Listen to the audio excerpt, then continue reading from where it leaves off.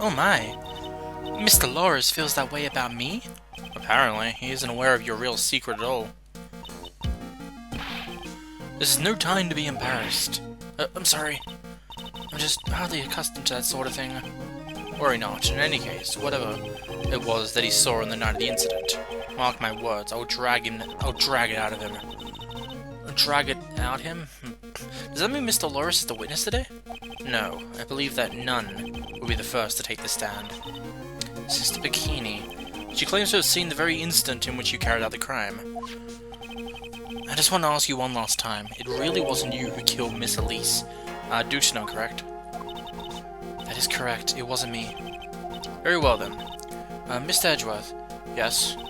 You're a prosecutor, aren't you? Are you sure about this? If your true identity is revealed... Don't worry. I've taken the necessary steps. You have? Iris. It is a prosecutor's job to doubt people. But right now, I'm a defense attorney. A defense's attorney job is to believe in people and to believe into the better end. That's what a friend of mine told me once. Mr. Edgeworth, you may pass judgment on me from the defendant's chair. You are the one to decide whether or not I am able to do the task I have been entrusted. Very well, sir. I leave my defense in your capable hands. Who is the judge and who is the prosecutor? That's what I'm wondering. Oh, they're not appearing. Court is now in session for the trial of Sister Iris of Hazakura Temple. The defense is ready, Your Honor. Oh, it feels so good hearing him say that. The defense does indeed appear to be ready. However, the same cannot be said for the prosecution in this case. Indeed. I'm not sure I like blatant waste of this court's time. An empty prosecutor's chair can only mean that the prosecutor has no confidence in their ability to prove their case. It would seem this case is already over before it had a chance to begin. I am ready to announce my verdict for this time. This court finds the defendant... Oh, Franziska! The prosecution stands ready. And you are? Franziska von Karma, prosecuting prodigy. Von Karma, you say? Perchance you wouldn't be any relation to the legendary prosecutor Manfred von Karma. Legends are a thing of the past. I am a von Karma, that is all. Upon a special request, I flew in today for the purpose of prosecuting this case. You did? Then you must be quite a big shot, eh? By the way, Mr. Edgeworth. Yes, Your Honor. I'm almost certain that I've seen you somewhere before. Or am I just imagining things? You look very much like a prosecutor I met once. I believe you are imagining things, Your Honor. Miss von Karma, do you have anything to say? There is no such weakling as this man among those of the prosecutor's office. There isn't? But I'm sure once before in this courtroom. I told you there is no such weakling. What is that, a whip? I'm not sure I care for such thing in my courtroom. Balif, remove that whip. I have no objections to the whip. You don't? The prosecution can wield a whip or drink 17 cups of coffee. But there is still only one truth. That is what I stand here to prove today. Yes! I've missed you, Von Karma. Oh yeah! This promises to be interesting, Miles Edgeworth. I had expected to face Phoenix Wright here today. But looking at you now, maybe this is what I had been waiting for all this time. Miles Edgeworth, I would not allow this chance to crush you slip through my fingers. Oh yes. I see you brought your flair for the histrionic. Allow me to add to the things I'm not sure about. People acting bizarrely in my court. The stage is set. Now continue with the proceedings, Your Honor. Very well, Miss von Karma, please give an outline of this case. With as little whipping as possible. The murder victim is the famed picture book author, Miss Elisa Duxman. Ugh. Her body was found at the Hazakura Temple courtyard. She had been stabbed through the torso by a ceremonial sword from a golden statue. The sword in this picture. Is this the weapon in question, correct? Very well. The court accepts this photo at the crime scene. Crime photo added to the court record. There is no mistake. This was the doing of Sister Iris. After all, there is a witness to her crime. Very well. Please bring this witness to the stand. So it begins. My first and my last trial as a defense attorney. Until the Miles Edgeworth games. Witness, state your name and occupation, please. Hold on here. I'm not sure about being not sure if I care over this at all. Witness, please stand up nice and straight. If I recall correctly, there are a few milk crates in the defendant's lobby for witnesses with bad backs. Bailiff, fetch a crate for this poor lady, please. I wish you could see this bailiff person, that'd be cool. Once again, your name and occupation, please. Little old me? Well, I'm the head nun of Hazakura Temple on Eagle Mountain. My name's Bikini. You got it, Bikini? Nice to meet everyone. But you don't appear to be wearing a bikini right now. The courtroom is the garden of a holy judgment. Those with lechery in their hearts which should leave this sanctuary at once. You want me to leave? No need to get your bikinis in a twist. Let me tell you, I'm a sight to behold in summer. Wahaha! In any case, witness, I hear that you saw the crime take place on the question. In the night in question. That's right. I can still hardly believe it myself, to be honest. There's no way dear little Iris could do anything like that. Let us hear what you have to say, then. First, tell us about your own movements that night, eh? The night of the murder. Boom. The night I was helping an acolyte with her training in the inner temple, but, well, as you can see, my back likes to act up violently. So I left Iris to help the acolyte and returned to Hazakura Temple. There's no bath at the inner temple, you see, and I needed a long, hot soak. It was after I had finished. Just as I was heading back, that's when I saw it. Saw what? So it was simply coincidence that you found yourself returning to Hazakura Temple. Yes, you could say that. If my back hadn't been in so much pain, I would have stayed at the inner temple. That sounds like a pretty important statement she just made. There's only one problem with the testimony that I can see. And you're not about to fall at the first hurdle now, are you, Miles Edgeworth? Mr. Edgeworth, please begin your cross-examination.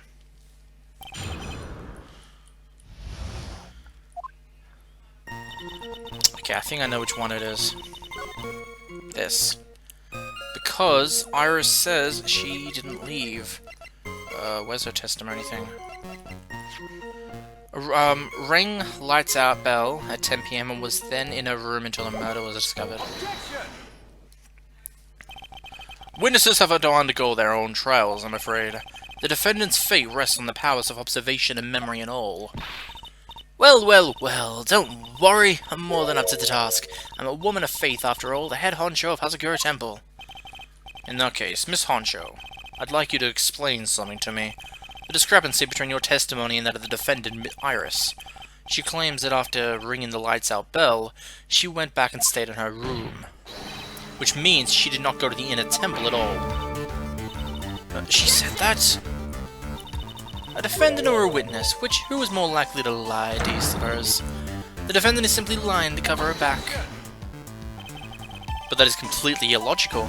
The murder was committed in the courtyard of Hazakura. Claiming that she went to the inner temple would make for much a better alibi. Oh, I'm loving this. But that is odd. Whatever the reason, I can't believe that she would lie. She does indeed have honest eyes. All people lie, that is my belief. Why am I the only one being whipped here? Anyway, neither the witness nor the defendant have any reason to lie. Which means, we must call your memory into question. Dear. You're older than me, and yet you want to play the game? Play that game, do you? Well, that isn't exactly what I... My memory's perfect, crystal clear, especially in winter. Then I suppose it's too early to end this cross-examination. Edgeworth, if you're going to question the memory of this witness, you'll need to show me a more decisive piece of evidence. Understood, Your Honor. I was naive to think that alone would do the trick. Then please add your comments about Iris to the testimony, and let us return to the cross-examination. Okay. Iris came to the inner temple. She was dressed exactly as she had been for dinner. This? Witness, let's go one thing straight. The defendant whom you claim to have met, she was wearing the demon warding hood. Of course, that is a very important piece of clothing, I'll have you know. Wait a minute. Hold it right there. Why do you have that? That's the question of the day now, isn't it, Miss Von Karma? I'll have you know that this hood was given to me to someone as a gift that night, before the lights out bell was rung. You know where I'm going with this, don't you? If the witness had seen the defendant as she claims, the defendant couldn't have been wearing this very hood. It's not a bad feeling at all exposing contradictions like this. Now I understand that happy look on Wright's face every time he does it. And yet your face is all emotionless. Wait, what did he say? Sister, this hood, you have a spare one around the temple, don't you? Spares? Well, I do tend to make too many of them. I see, stockpile. Surplus of hoods, huh? Each nun is only given one hood. This shouldn't be the only hood that Iris owned. And this is quite strange. There was a surplus of hoods, then she could have worn one of those. There's no contradiction here. I'm sorry to break this to you, Miss Von Karma, but you won't get away that easily. Discrepancy such as this will sow seeds in any human heart. The seeds of doubt. Witness! While I don't wish to call your testimony into doubt, you must give every detail with precision. I'm not sure I'm comfortable going along with this. Sister, you shall continue with your testimony. Continue. Tell us what you saw after finishing your bath on your way back to the inner temple. There are seeds of doubt are sprouting in the judge's heart. They just need a little more simulation to bear fruit. Contradictory stimulation. Let's do this after my bath. In my bikini. I finished my bath around 11, and I thought I should return to the inner temple. And as I was walking back, I heard a noise from the courtyard and took a look. Iris was, oh, Mystic Elise. Iris was, oh, Mystic Elise, with that sword of all things. Mystic Elise was staying in the corner which faces out into the courtyard. The stabbing I saw must have occurred after she was pushed out of her window. You saw a truly terrible sight, didn't you? If I was in your place, then it would be much like Miss Von Karma whipping Mr. Edgeworth in court. And me seeing it all from this very chair. Oh, well, something like that. That's like what Gumshoe said, I think. Something about... Ooh. I forgot what it was completely. But he was explaining how, I think it was Edgeworth and Larry? Saying... Oh, no, it wasn't Edgeworth and Larry, it was something else. What was it? It was earlier! He was saying something about... Something happened in the... I think it was like the sword, the murder. He was explaining... Oh, if Phoenix was doing that to Edgeworth in the middle of court and I saw it all. I forgot what it was completely there. His imagination is about as vivid and creative as Detective Gumshoe.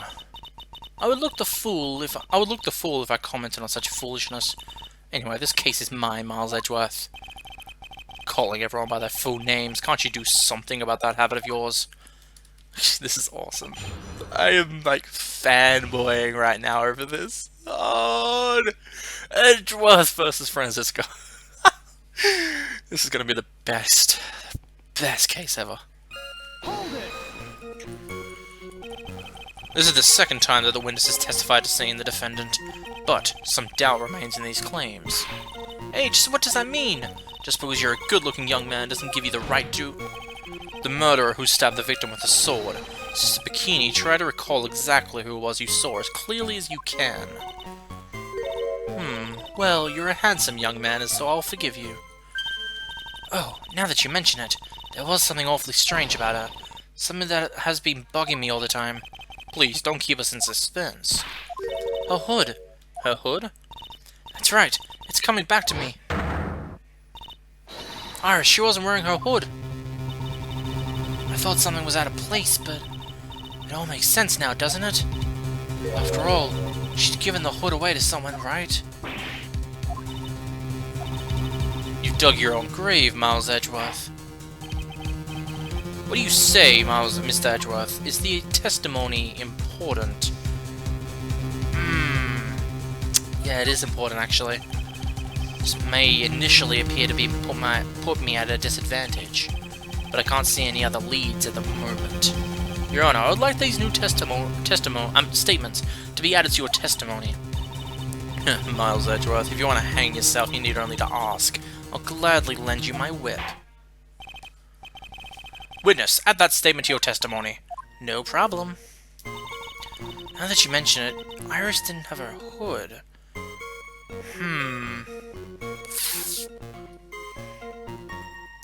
Stabbing I saw must have occurred after she was pushed out the window. Cause loss of blood from stabbing back. Body fell 10 feet.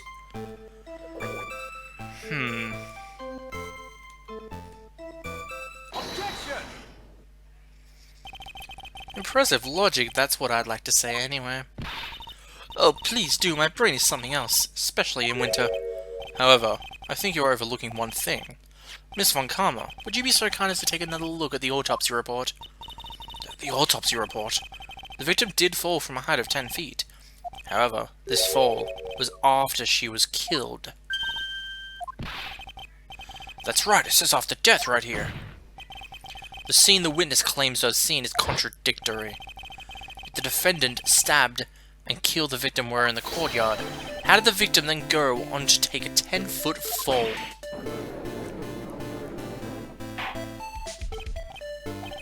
The victim was killed. If that is the case, then the victim must have been killed in her room, don't you agree?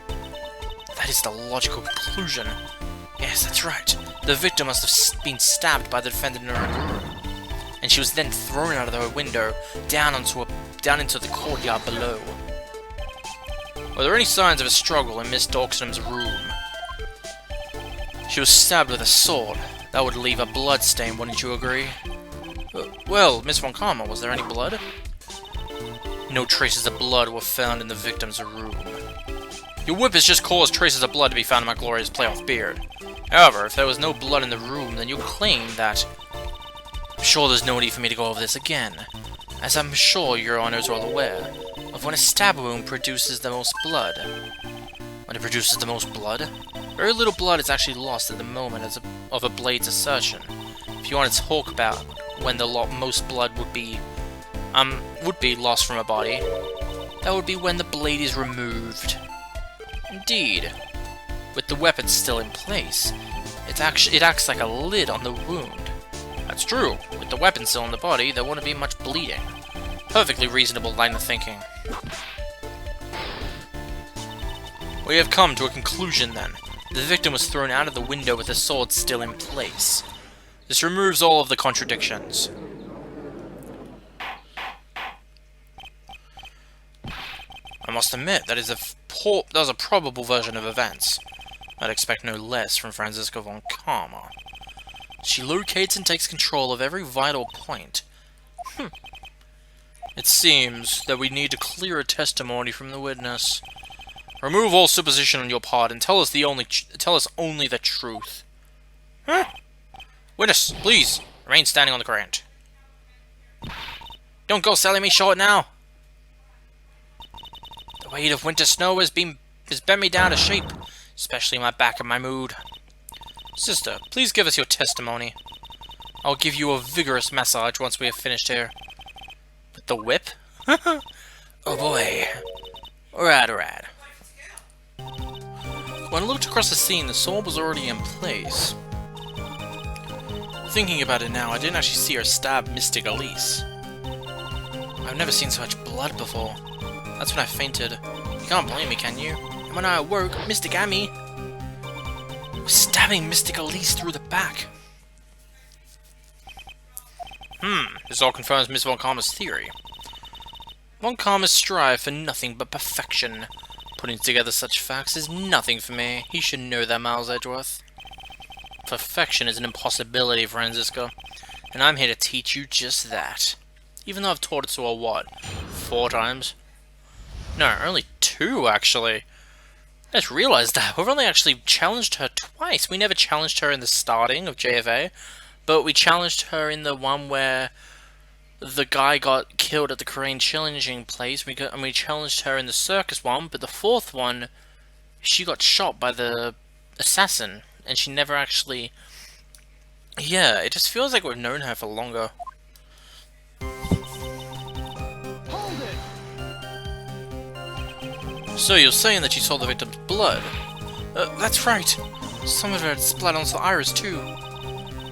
When the defendant was arrested, she was meditating in her room, and her blood-flecked clothing was neatly folded in the corner. What? Clothes were blood-flecked as well? That seems quite conclusive to me. What should I do? I'm gonna press further. Going back to your previous statement, you said you saw little bleeding when the victim was stabbed, but now you say you saw the victim bleeding. Well, I say that. What I saw is what I saw. What did you see? Maybe I didn't see the poor woman get stabbed, but I saw the girl pulling the sword out of her, plain as day. Pulling the sword out? Well, it wasn't exactly pulling. It was more like it came out.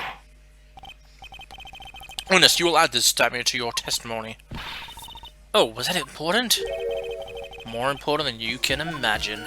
It means that Iris wasn't the one who stabbed her. Saw the instant in which the blade plunged into the hit. The blade plunged into the hilt was smoothly drawn out.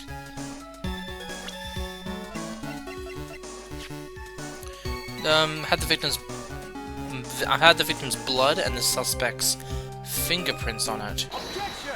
But it's not all the way up to the hilt. Sister Bikini, you're a reliable witness. At least I'd like to think so. But there are too many contradictions here. What do you mean? You make it sound as though I'm a liar. But you're a handsome young man, so I'll forgive you. What contradictions are you talking about? In the scene that the witness claims to have seen, the weapon was thrust up to its hilt into the victim. Furthermore, the killer withdrew the weapon smoothly from the body. However, both of these are complete impossibilities. What do you mean? Please explain. Explain yourself. To start with, do you think it would be possible to stab someone to the hilt with this? No matter how I look at the defendant, she doesn't appear strong enough for that. Doesn't appear? One meaningless dribble. I too may appear to be weak and frail, but I could crush men under my heel and make them weep should I so choose. The objection stands. I wept a little back there, I must admit. This isn't the only issue here. If this sword was truly stabbed into the body up to the hilt, well, just look at all the branches on it. It certainly wouldn't come out smoothly. We also have the problem of the amount of bleeding. It's true that when the blade is left in a body, it acts as a plug of sorts. However, when the weapon is shaped like this, it's an entirely different story. The wound would be too large for the blade to completely stop from bleeding. That's nothing more than conjecture. In reality, the victim was stabbed with a shisho. Even a weapon of this nature may still sometimes slide out smoothly and may still sometimes stop the blood loss. I'm not finished. There is still one more conclusive contradiction. You still got more? This one is simple. If this sword really was thrust in all the way to the hilt, why is there only blood on the tip of it? If this witness is telling the truth, then there should be blood along the entire length of the sword.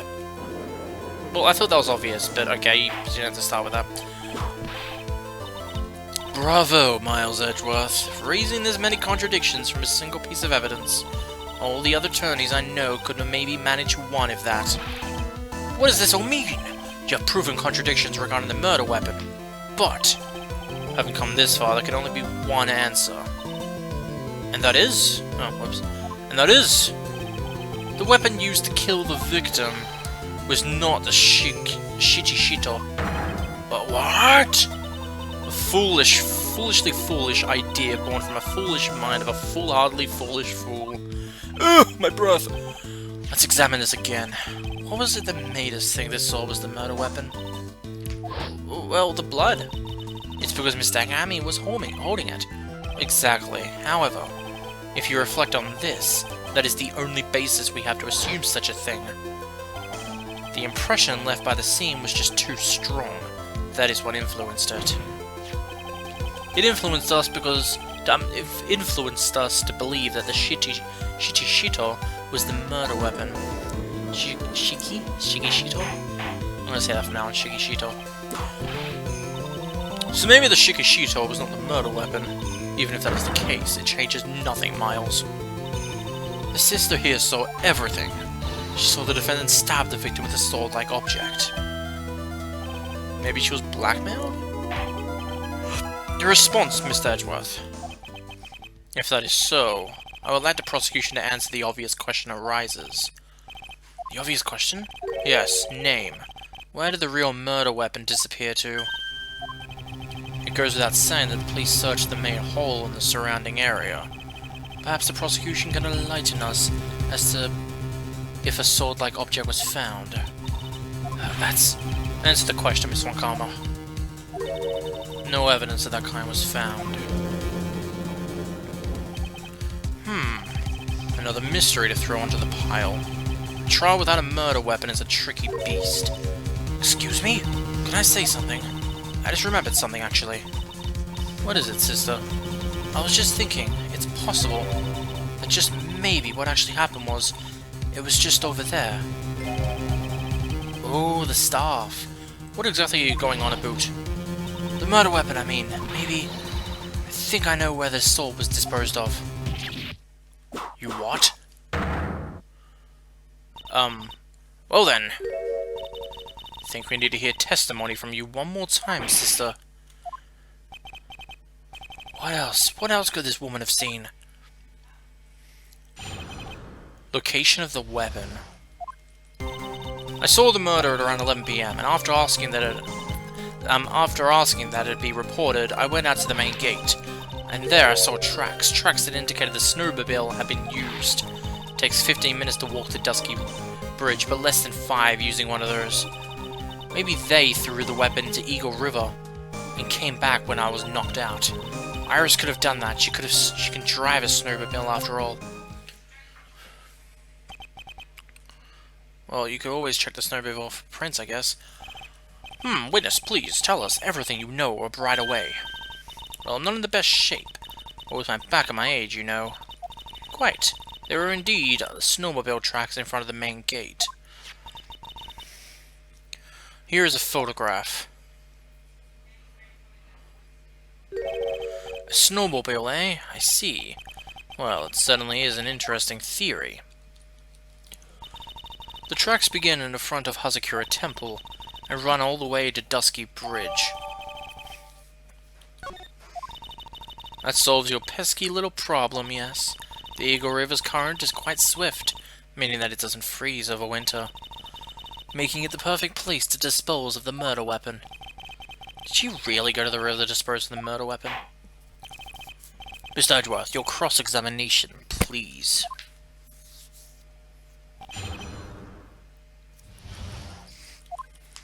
I saw the murder at around 11 PM. After asking that it be reported, I went out to the main gate. There I saw tracks that indicated the snowmobile had been used. As I recall, there was a snowmobile outside the main gate when I visited. That's it. That's the only one we have. It'll run no matter how much snow falls. Now, you're certain the snowmobile was there at the main gate when you arrived? Yes, of course. It was parked in front of the gate. So, she had already gone, discarded the murder weapon, and returned by that time. I'm not sure if this is really relevant. What should I do? Press further. Sorry. I need answers to every possible check. The snowmobile in question, was it still warm at that time? Huh? What do you mean? What do you mean? What do you mean, eh? What do you mean, Mr. Miles Edgeworth? I'm playing to slow a crowd here. It goes without saying that using a snowmobile will heat its engine. If it was still warm, then it means it was recently used. Ah, see, I never thought of that. That's right, I overlooked that too. Of course you did. Then answer the question, please, witness. I don't often go around touching hot engines. However, now that you mention it, there wasn't any snow on it. Snow? Yes, for some reason only the snowmobile wasn't covered in snow. There wasn't any snow on it? Seems highly likely that the killer did use the snowmobile then. How long does it take to get to Dusky Bridge by snowmobile?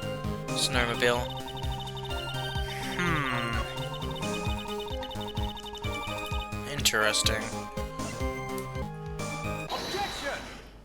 There's trails there, but there's no trails like it was going there. I admit this photograph proves something. It proves that the snowmobile was used on the night of the murder. You finally accepted the inevitable, it seems, Miles Edgeworth. However, if what the witness says is true, which is there, why is there only one set of tracks? What do you mean? Iris left Hazakura Temple threw the weapon into the river and then returned. If that was the case, there naturally should be two sets of tracks in the snow. Those from heading out to the bridge, and those from coming back. Exactly. Oh, you're right. You're forgetting one thing, Miles. On the night of the murder, it was snowing. The tracks leading to the bridge were erased by the snowfall. This removes your precious contradiction now, doesn't it? I see. Well, she was at the river the snow stopped, leaving just the return tracks in the snow. What do you have to say now, Miles? Is there a flaw in her theory? The idea that the snowfall covered one set of tracks. There is a contradiction. The tracks to the river were covered by snow. What a nice theory. Miss Wakama, that is impossible. Would you care to explain why there is a rude index finger currently pointed in my direction? The weather data. It was snowing all night. No need, the evidence will do all for the taking for me. On the night of the murder, the killer went to and returned from Dusky Bridge. In order to dispose of the murder weapon, the outgoing tracks were erased by snow. Also claims Miss Wakama. Mr. Edgeworth, present your evidence to the contrary. Evidence that the outgoing tracks were not covered by snow. Take that! Take that. Witness, please tell us again what time it was when you witnessed the crime. Like I said, it was around 11. Of course, this means that the weapon was thrown away after that time. On that note, please take a look at this data. It is the weather report for Eagle Mountain on the night of the murder. The weather report? Snow started to fall at 7 PM, but it stopped at around 10:50. Therefore, when the sister witnessed the crime at 11 PM, the snow had already stopped. It is impossible for any tracks made after that time to have been covered up. Okay, so I was wrong, but at the same time, it still plans.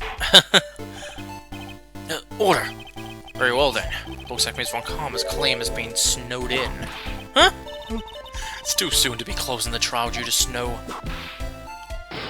That desk has got to be coffee-stained and whipped by now. Miles Edgeworth, how pathetic of you to rely on the weather of all things. Answer me this, then. When is a weather report ever correct? Ah, no, you got it all wrong. This isn't a forecast, this is actual data.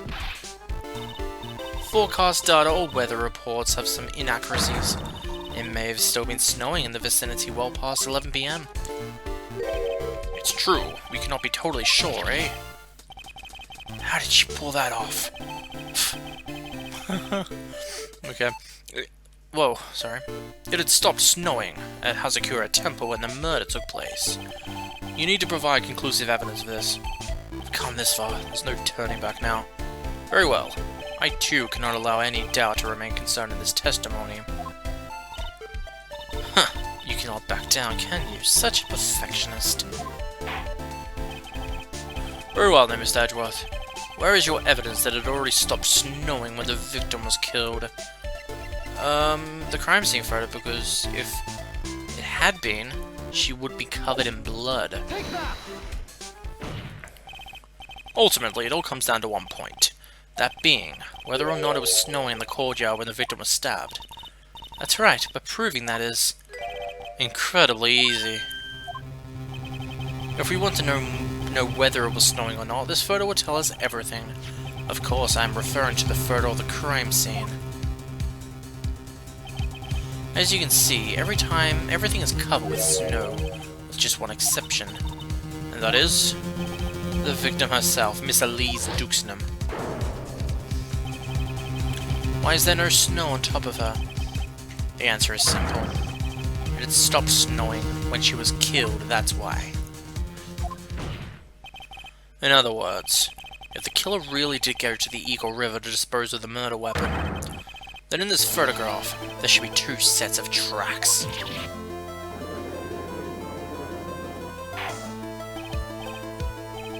Just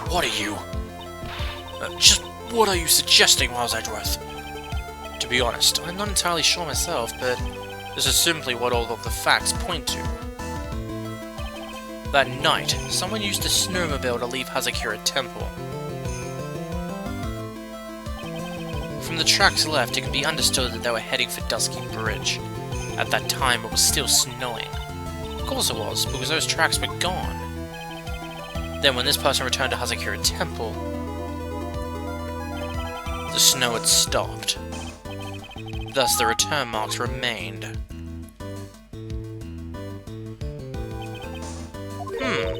Can I say something? This all sounds a bit fishy to me. What does, sister? There's only one key for the snowmobile. Furthermore, on the night in question, we know that a defendant had it. The key was found in her room after the murder, which can only mean that night Iris used the snowmobile to get into the inner temple. But Iris said that she never went there. I should probably press on this point some more when I get the chance. The snowmobile can't cross the suspension bridge, so she must have left it on Hazakura's side of the bridge and crossed on foot. That sounds right. But what's odd is, when I left Iris and returned to Hazakura Temple, I didn't see anything near Dusky Bridge. You must have just failed to see it, sister. Maybe, but when I made it back to Hazakura Temple, it was there by the main gate. The snowmobile, I mean. I know what I saw, it was covered in snow too. But that's impossible. Unless someone else used the snowmobile. So then what was the snowmobile used for? It wasn't taken by the defendant when she went to the inner temple? Oh, maybe Larry used it when he was at Heavenly Hall. If it had been, then the witness couldn't possibly have seen it by the gate. Furthermore, it wasn't used by the killer to dispose of the murder weapon.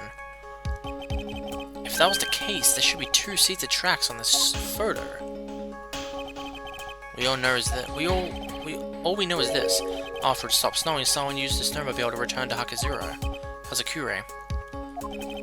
I never thought a simple snowmobile could cause so much trouble. I think we've arrived at this point due to the witness. Yes, I've nothing more to add. I've told you everything that I know. Well then, that still leaves us with the same problem. If only there was someone, a witness, who could testify to having seen the snowmobile. A witness, huh? Was there no one out, walking perhaps near Dusky Bridge on that night? I don't think that's likely. It was cold enough to freeze your ears off. Only an idiot would go out wandering in that. Unless they had something really important to do. That's a shame. Hold on, something's coming to me. Idiot may well gone wandering out on that subarctic. Your Honor, I actually have an idea. There may be one individual able to help us. Really? You know if someone might have seen the snowmobile on the night of the murder? I don't know for sure if he saw it or not. But there are 2 things about him that do come to mind. Which are, first, that he saw something incredible on the night of the murder. And the second being, the individual that I'm thinking of when wandering outside of the court at night. In other words, he's our kind of idiot. Mr. Edgeworth, who is this idiot you're talking about? It is the Butts. This guy must be a product of Jean-Luc de Luca's Guide of Obnoxious French Painting. This is Larry Butts, the student of the victim, Elise Duxnam. A student? Interesting. Why was he wandering on the night of the murder?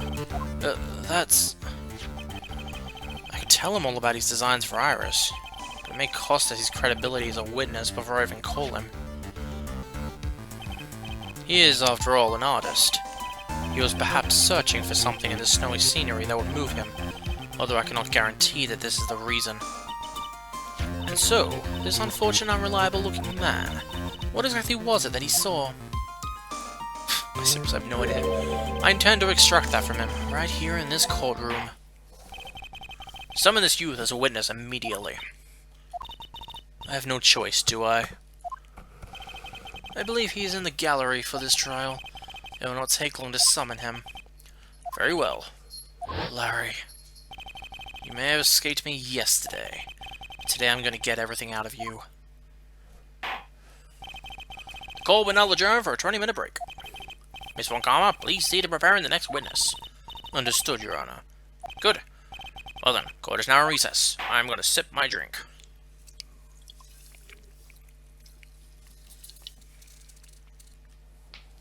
That was a very nice drink.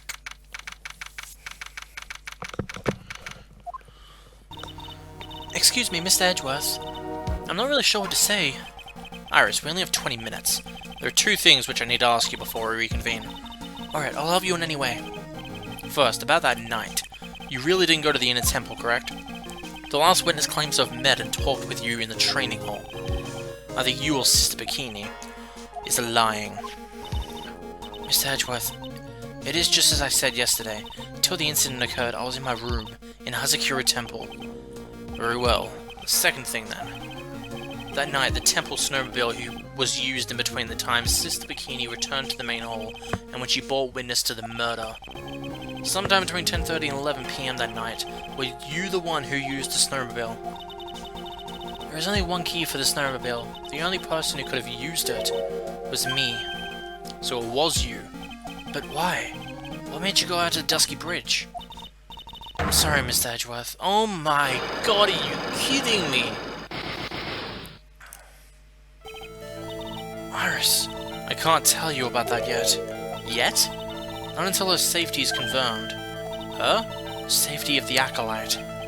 The Acolyte, huh? She must be talking about Maya. Oh my god, 5? Are you kidding me?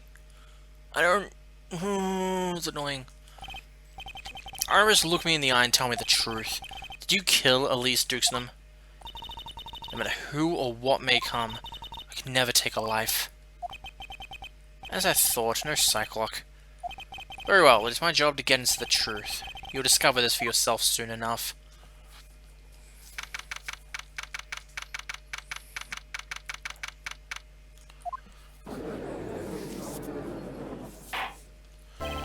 Call will now reconvene.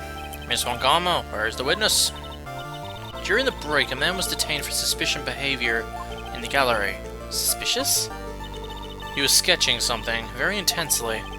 Dare I ask what the witness was sketching when he was detained? He drew a terrifying woman armed with a demonic face and a vicious whip. Huh? I can only presume that his intention was to capture you. Anyway, it's time to drag this pathetic excuse for an artist before the court. Can I see this photo? Laura Stuxton, I hope you're ready. It would seem that the whip is going to see plenty more use today. It's the butts! Ouch! Your sketch is in contempt of the court. Hey, it was just an artistical rendering. You tried to run away from the bailiff who was trying to hand you your sapoina, correct? Look, I'm nothing but a fledgling artist training out in the mountains. I'm only down here in the city because I ran out of green paint. To use the technical term for the color, viridian. Larry, this isn't an art store, now is it? I know I graduated junior high, okay? Look, art is all about working in the fields, isn't it? Working in the fields? I presume you wanted to say field work, I hope. That's it. Thanks, buddy. It's kind of sad that I was able to understand his mangled train work of a sentence. It's getting to you. I just happened to stop in here and found a wonderful new model. Oh my god, so see, I've got nothing to do after this trial. Do with this trial. I expect all your faces to be red when you realize the mistake. Bright red. Or to use the technical term, Crimson Lake. Oh my god.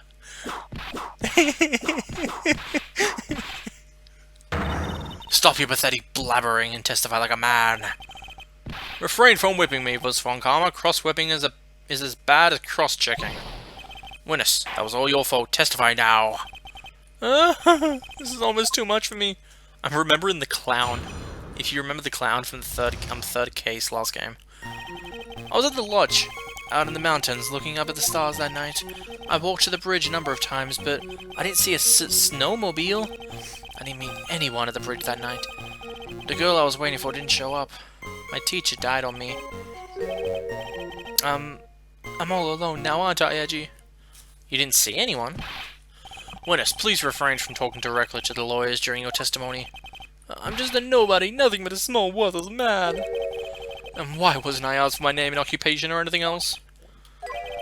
Mr. Edgeworth, this man seems to have quite a severe inferiority complex. He's recently been the cause of numerous incidents. I think he's finally realized for himself just how much of a nuisance he has been to other people. Yeah, that's right, I'm behind everything, every case. Watch out, okay? Just touching me will make you eternally unhappy. Well then, let us proceed with the cross-examination with no touching, thank you. We can delve into other details at a time. You saw Phoenix. You watched him fall. I was at the lodge out in the mountains. I walked to the bridge. I didn't see a snowmobile. Didn't meet anyone at the bridge that night. Are you sure?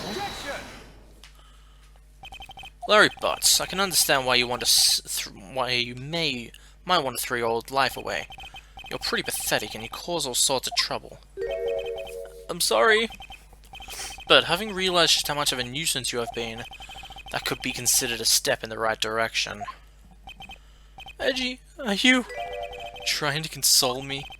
It certainly doesn't seem that way to me. However, I cannot forgive you for simply turning away from the incidents you create. You're totally pinning this on me. Now then, let us talk about the night of the murder. Sister Bikini, after seeing the murder take place, asked Phoenix Wright to report it. Thus, he headed for the public phone by the bridge. There, he happened across a certain nefarious individual. You, Larry Butts. That's right, me in the flesh. Listen carefully, witness. Doesn't matter if you change your name. So long as you remain pretty pathetic, you will continue to cause these incidents. That reality will not change. But what do you want me to do then? Larry, what you need to do is change your inner self. What you saw that night. Testify truly. That is all you can do for now. Edgy, I think I've finally woken up. Well, I guess I could still be sleeping. But anyway, I'll do it. I'll testify. Well, I'm not sure this will go especially well. I'll ask again then, witness. What did you see on the night of the murder?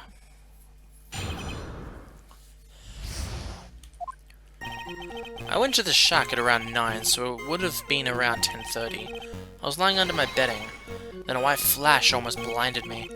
I looked out the window and Dusky Bridge was on fire. There was still some thunder, but I went right away to check it out. That's when I ran into Nick.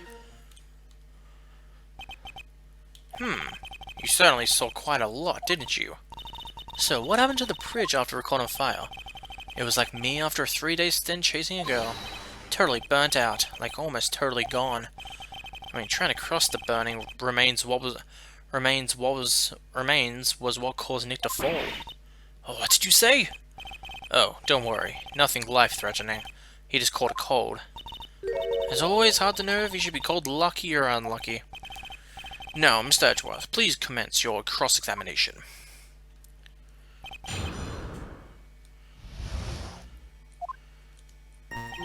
Alright then.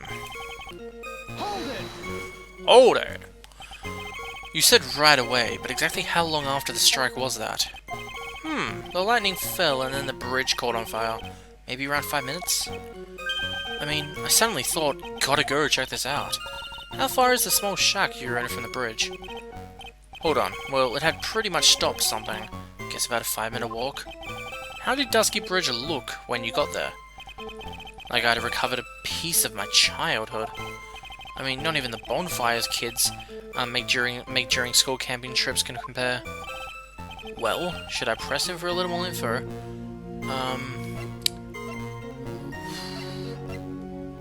Why didn't you call anyone? Larry, let me ask you one thing. What is it, Edgy? What's with this serious face? Why didn't you call anyone? Huh? What do you mean? Normally, when faced with a towering inferno, one would try and tell someone. There's a public phone right by Dusky Bridge, right? Well, of course, I thought of doing that. So then, let's hear why you didn't. Huh? Okay, a reason. It isn't that I didn't try to tell anyone, I just didn't have time to, okay?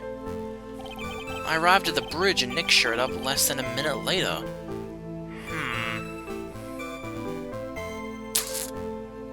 Alright. Eagle Mountain weather data for Feb 07 snow, with occasional lightning strikes. Snow 7 to approx 10:50 PM, lightning 10 to approx 11 PM. Lightning struck Dusky Bridge at 10:45, around 30 minutes passed between the fire starting and going out. What's wrong then?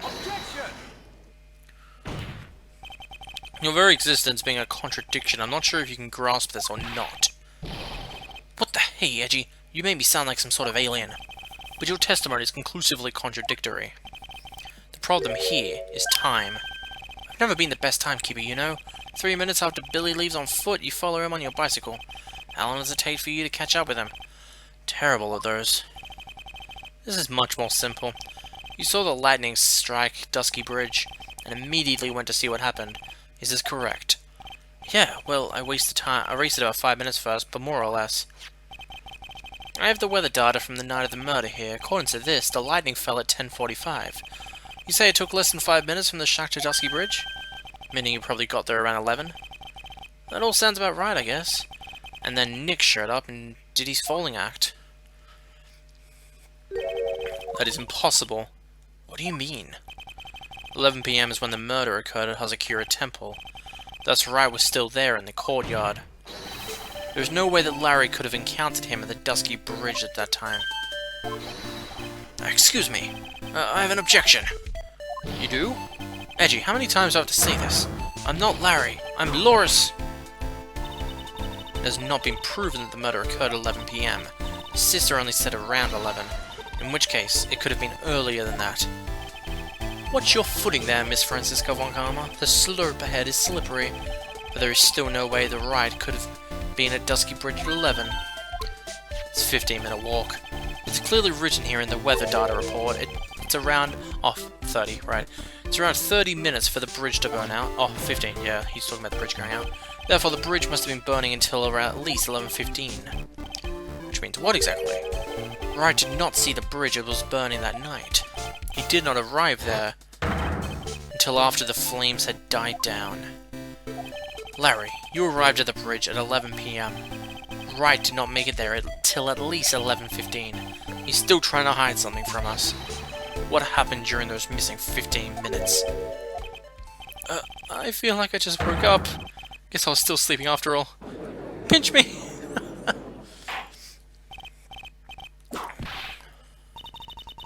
So there was a missing 15 minutes prior to meeting Phoenix Wright. I hardly see that as much of a problem. Yeah, not much of a problem at all. Really, the bridge is burning before your eyes and there is a phone right next to it. Why then did you not report the accident? Did you simply watch the bridge burn? That is the problem here. Even after the bridge burnt out, he was still there. He simply stood there and didn't report anything. That's what he sounds like. This might be Larry we were talking about, but even he is incapable of being so stupid. There has to be a reason for his inaction. Edgy, I think it's about time I got serious with you, dude. Just as I thought, you've been playing with us all the time. Listen, I'm gonna tell you everything. Are you sure you want to hear it all? Yes. I may really say it this time. Then say it! Very well, I have a terrible bad feeling about this, however. Let's have the witness finally give us the whole truth. Now, for this 15-minute gap, what were you doing, witness?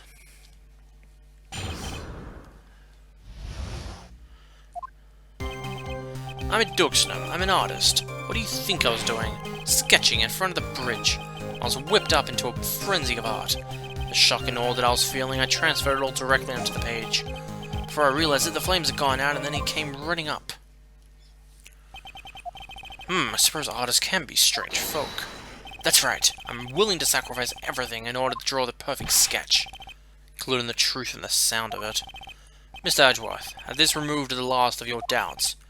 Not at all, Your Honor. One very large doubt still remains. And what would that be? This is a surprisingly believable story, especially considering the source. So why did he think he needed to hide it from us until now? I intend to drag this reason out of him. You'll regret this, Edgy. What are you hiding?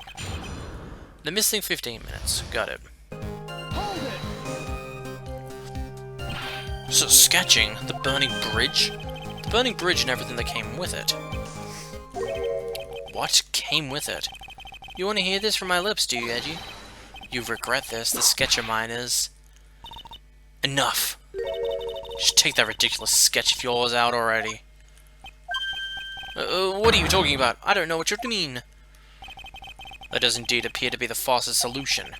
I'll leave it to you, Mr. Edgeworth. What should I do? I've got a terrible feeling that the instant the sketch is revealed, the entire world may be changed by what is depicted here.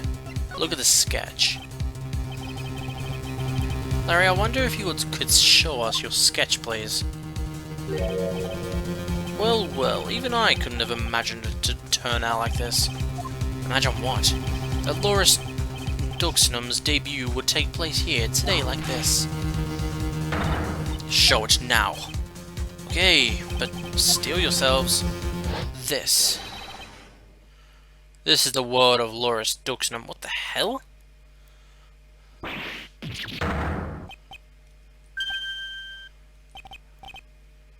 Well.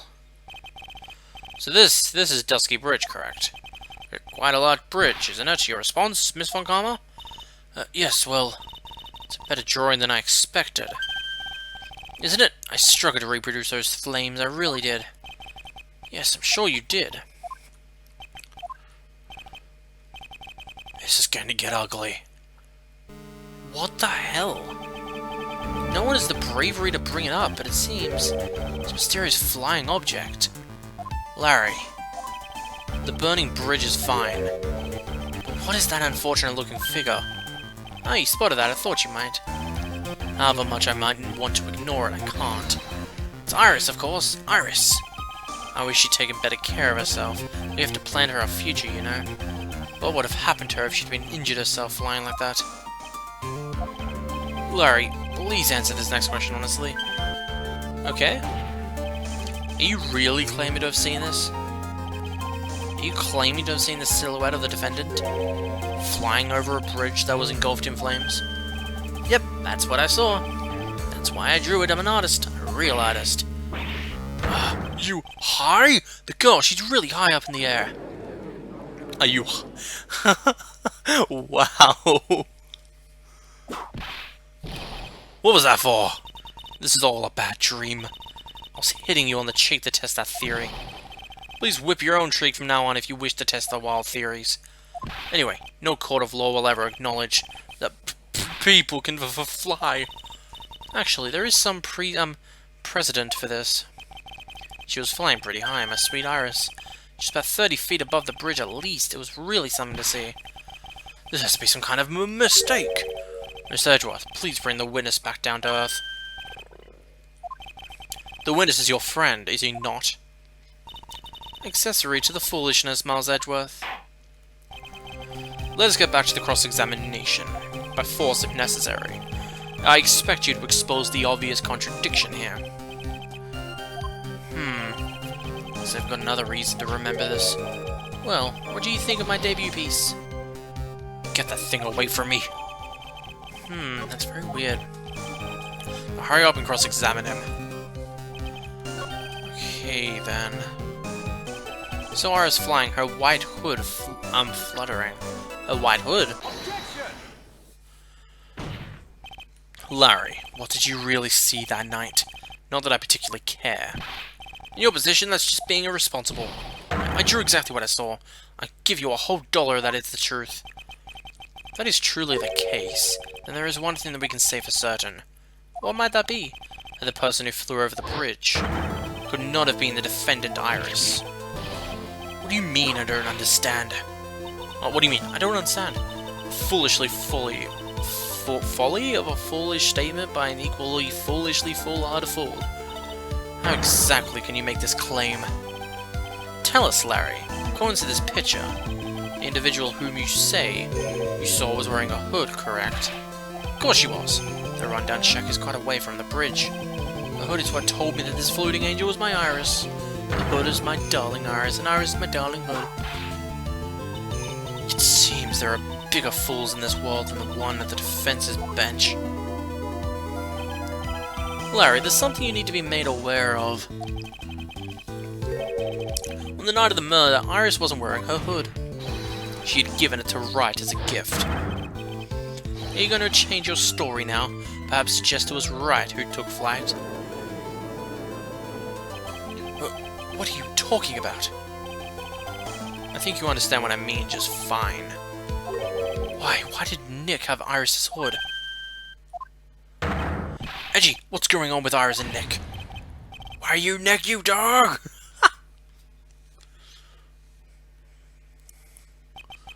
I do believe that this unbelievable mysterious sketch is destined to disappear, discredited, and discarded straight into the garbage. Huh.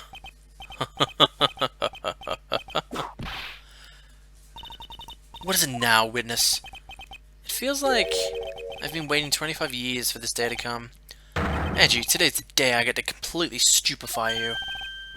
What? What is the meaning of your outburst, witness? I hate to have to do this, but I have some definitive evidence. Definitive evidence? Iris did indeed come flying over the burning bridge, and I, Loris Duxnam, shall prove it. I didn't expect to say this again, but we shall be needing your testimony once again. Tell us anything you know concerning the defendant as depicted in this sketch. Show us your evidence that this nightmare really was a reality. Okay, I hope you're ready, Edgy, because I'm gonna feed you a whopping serving of pain. You've been serving us a whopping serving of pain this whole time, trust me.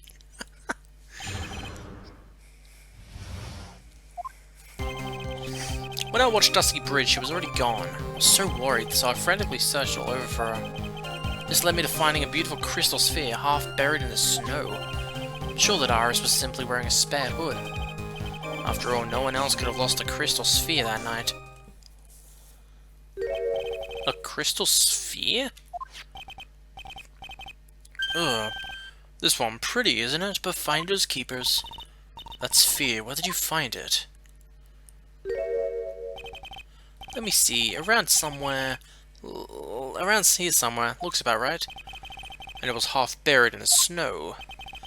It had pretty much stopped snowing by then, but there was still some falling as I walked to the bridge.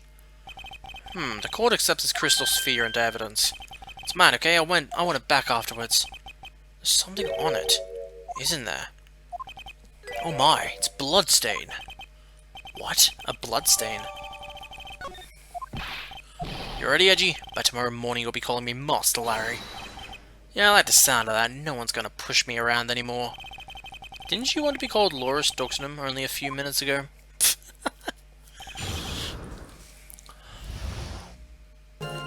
Oh look! Here's an orb! Objection! Larry, that night, there was someone who lost a crystal sphere. There was? Who? Who was this stupid idiot? Mr. Lise Duxnam, the mentor to a stupid idiot. The victim? I have a photo of her here. And on the end of her staff, you can see a familiar-looking crystal sphere. Hey, that's my photograph! Give it back! A crystal sphere like that is quite easy to find. I have one just like it on my brooch. They look nothing alike! In any case, please take a look at this. This is the victim's staff found at the scene of the crime. Ah, the crystal sphere! It's gone!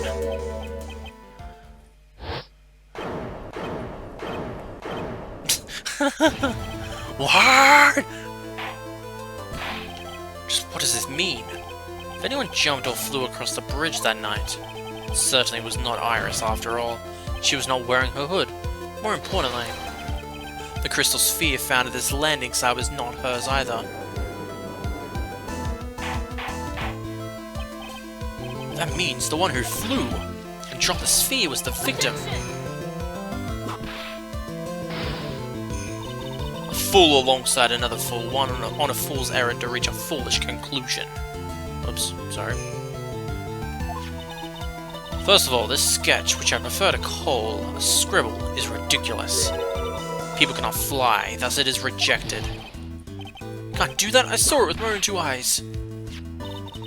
And this crystal sphere, this is nothing more than a red herring. You honestly believe that? Give it some thought and I'm sure you'll realize it as well, Miles Edgeworth. At least Duxum was in her room on the night of the murder. There was no reason for her to go to Dusky Bridge. Therefore, the sphere cannot be related to the case. That is all. Miss Franziska von Karma, the only thing who will accept that explanation are scatterbrains and clowns. What are you pointing at me? The victim's crystal sphere was found near the bridge on the night of the murder. Yet you expect us to believe this has nothing to do with the case? The crystal sphere was probably thrown away at the bridge after the murder. After the murder? There was blood on the crystal sphere, isn't there? This naturally suggests that it was thrown away after the murder took place. The killer placed it there to throw the investigation off the scent. The same reason that he drew the ridiculous sketch. What? You mean I'm the killer? Enough joking. Just when did this crystal sphere appear near the foot of the bridge? Unless this can be proven in some way, I refuse to believe that this is related to the case. She makes a valid point. There is no evidence that Elise Duxnum left Hazakura Temple that night.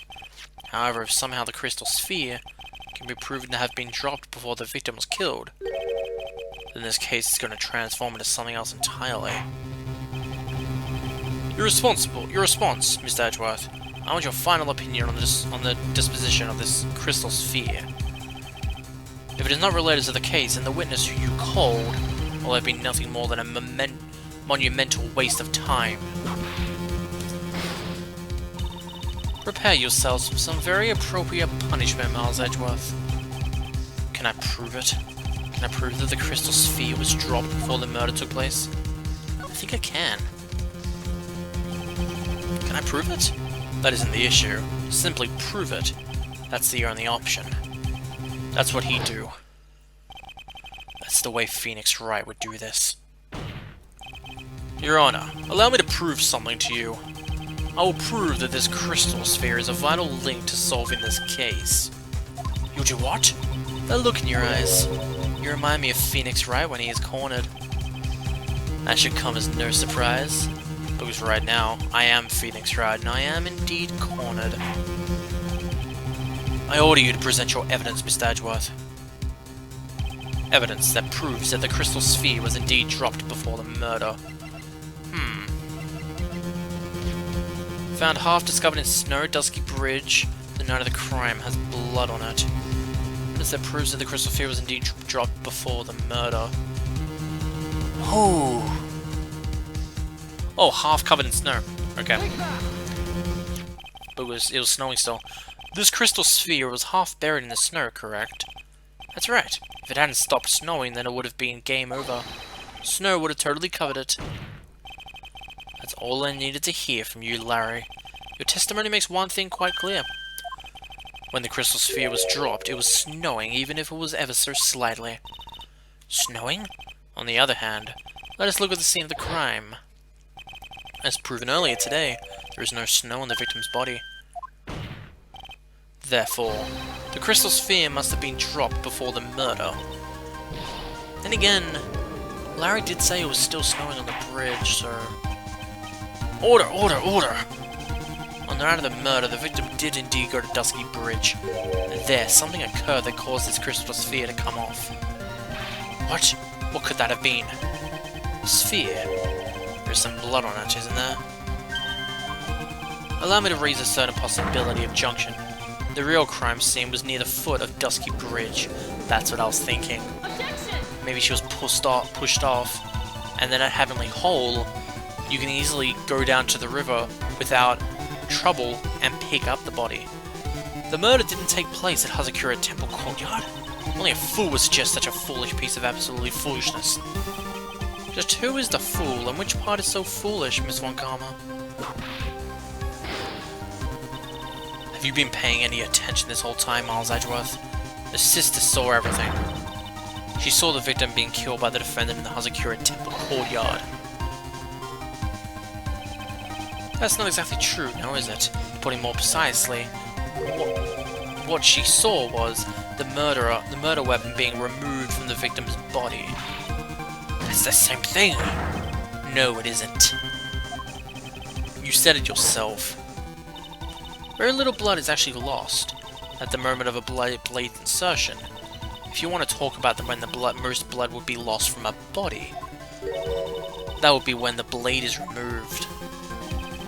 If the statement is true, the Dusky Bridge could very easily be the scene of the murder. The murder weapon was not removed, thus there was no bleeding. You're forgetting one vital thing, Miles Edgeworth. At least Duxnum's body was found at Hazakura's temple. On foot it takes 15 minutes of travel from Dusky Bridge. You mean to suggest someone carried the body all that way? I've made it this far. The only place to take this is to the end. I just need to prove the possibility it happened. Now, if the defense is ready, the court would like to have an explanation. Please show us the method of which the victim's body was carried to Hazakura Temple. Where is it? Tracks. There it is. On that snowy night, there's one way that a body could have been moved. The snowmobile. As we know, the snowmobile was used that night. It was explained as having been used to dispose of the murder weapon, but it could also have been used to carry a body. Larry's just standing there. Order! Order! This is completely unacceptable, Miles. You've dug yourself into your own grave. What do you mean? The only one who could have used the snowmobile was the defendant. She's the one who moved the body. Doesn't that put the final nail in your coffin? Heh. You're too late, Franziska von Karma. And in fact, the defense has proven us something else entirely. We've shown that this case requires a further investigation. Where was the victim? At least Duke's not really killed. Her body was moved, whatever for. And finally... just what does this image mean? Do you even need to think about that? Such a creature could never see the truth, let alone describe it. This witness certainly sits on one of the lowest possible branches of humanity. However, he would never utter a lie that could hurt a girl with whom he is enamored. He drew this, so it is something that actually happened. The defense stands firm in this point. Edgy, thank you. Settles it then. I cannot give a verdict under these circumstances. Right. I seem to have fulfilled my part in this. It is just as I thought. Franziska von Karma, you make a wonderful partner. Excuse me? There was one reason and one alone for me being here. To expose the darkness lurking in this case, and then pass it on to Wright. Really? That's what this was all about? You could have just told me that from the very beginning. Then I wouldn't have had Franzi whipping me. I don't care about what you're doing here. This was my chance to finally grind you under my heel. A shame that your chance seems to have slipped by you. What a shame. That's all your fault. Such a terrible witness. You are an affront. I don't even know. I demand satisfaction. See you, Larry. I cannot believe that the witness's testimony relates to an actual event. However, this has to be some sort of answer for the question it raises. Have his words here today been the truth or lies? Next time we gather in this courtroom, those are the matters that shall be addressed. I'm counting on thorough investigations by both the defense and the prosecution. And with this, the rest is up to you, right? Court is now adjourned. And there we are, guys.